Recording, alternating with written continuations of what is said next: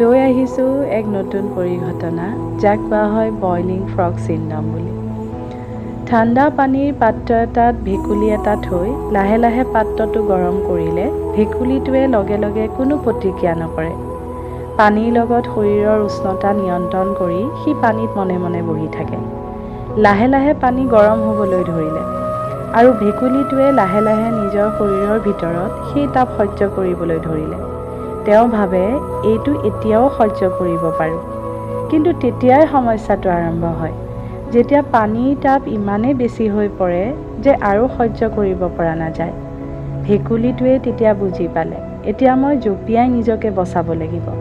কিন্তু আফচোচ, তেতিয়া তাৰ শৰীৰত কোনো শক্তি নাথাকে, কাৰণ আগৰ উষ্ণতা সহ্য কৰিবলৈ তেওঁ নিজৰ সকলো শক্তি শেষ কৰি পেলাইছে। গতিকে ইচ্ছা কৰিলেও জঁপিয়াই ওলাই যাব নোৱাৰে। লাহে লাহে ভেকুলীটো পানীত উতলি মৰি যায়। জানেনে, আচলতে ভেকুলীটোৰ মৃত্যু পানীৰ গৰমত নহয়, বৰঞ্চ সময়মতে সিদ্ধান্ত ল'ব নোৱাৰাৰ বাবেহে মৰিছিল।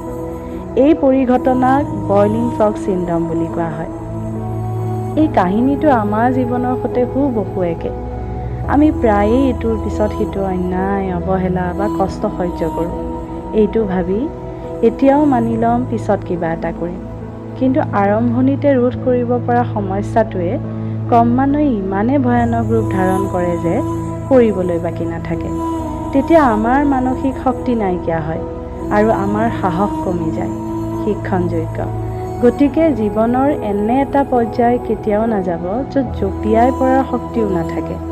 সময় থকাৰ সময়ত নিজৰ স্থিতি স্পষ্ট কৰক, প্ৰতিবাদ কৰক আৰু নিজৰ সন্মান ৰক্ষা কৰক।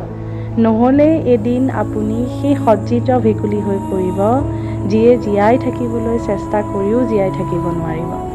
ধন্যবাদ।